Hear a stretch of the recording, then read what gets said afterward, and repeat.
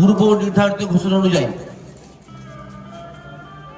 চণ্ডীপুর গ্রাম্য হরি মন্দির পার্শ্ববর্তী ময়দানে অর্থাৎ চণ্ডীপুর কুয়াশা কালী পুজো প্রাঙ্গণে চলছে স্বেচ্ছায় রক্তদান শিবির।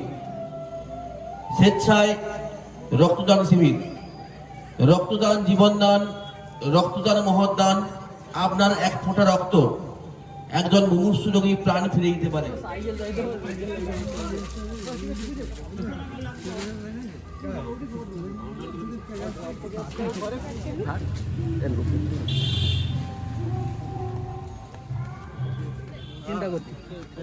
এখন রক্ত দিচ্ছে।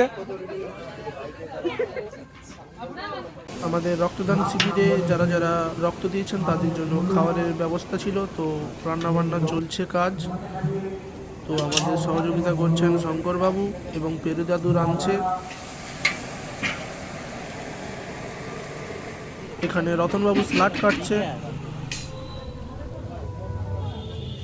কেমন লাগছে রক্ত দিয়ে? কেন ভালো লাগেনি? একটু খাবার দাবার একটু ভালো নেই, এটা হরলিক্স শুনো না।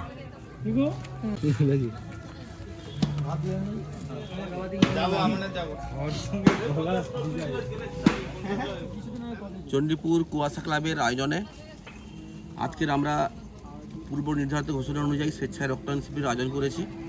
এখন চলছে আমাদের রক্তদান শিবির। আমাদের এই কুয়াশা ক্লাব 2000 সালে স্থাপিত হলেও আমরা কিন্তু 2013 সাল থেকে নানা রকম থিমের পুজো করে আসছি। চণ্ডীপুর ব্লকের মধ্যে প্রথম থিমের পুজো সৃষ্টি করে কুয়াশা। থিমের পুজো কী করে করতে হয় সেটা কুয়াশা ক্লাব তার পথ দেখায়।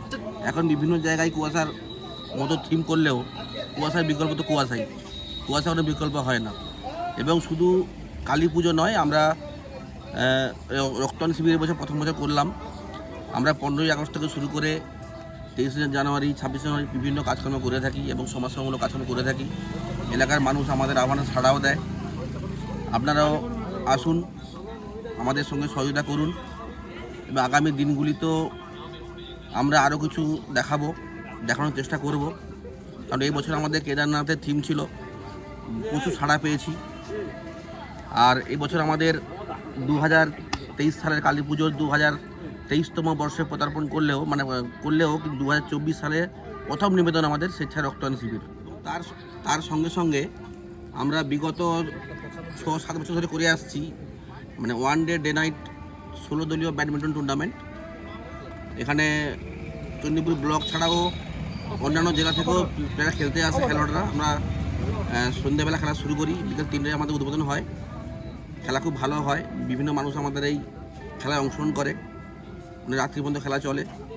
আর আজকেরও আমাদের খেলা আছে রক্তদান শিবিরের পরেই। আপনারা আসুন, অংশগ্রহণ করুন, অবশ্যই ভালো লাগবে।